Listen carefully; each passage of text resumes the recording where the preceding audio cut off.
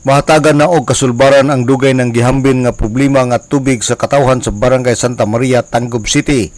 Kagahapong adlaw, Biyernes Pitsa 17 ni bulan sa Enero 2025, giblisingan ni Father Sandy Kumita ang proyekto nga reservoir sa Barangay Santa Maria, Tangub City. Sa interview ni Barangay Kapitan Jose Richard Pakatang sa maong barangay nga human sa blessing sa buntag og pagka-alas 3 sa hapon, iya kini nga pagasan og tubig ug halos tanan nga tawo sa Barangay Santa Maria ang makapahimulos sa maong proyekto. Excited kay mi karon nga makaagas na mi unya mga alas 3 siguro ako na nang paagasan.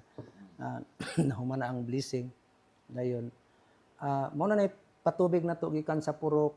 Nay porsyon sa purok 1, nay porsyon sa purok 4, 5, 6 ug 7 na nga purok kay ang purok porsyon sa purok 1 atong miagi na naman nakaagas naman sila taman sa purok 3 sa eskwelahan ang source kay duha man ni atong source sa tubig karon gud.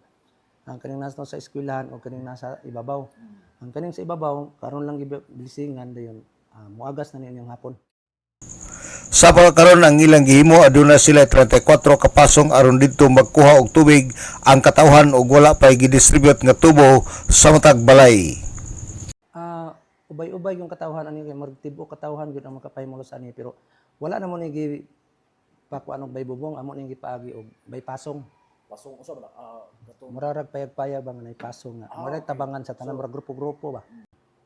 Natay 34 kapasong tanan sa tibok sa tibok barangay.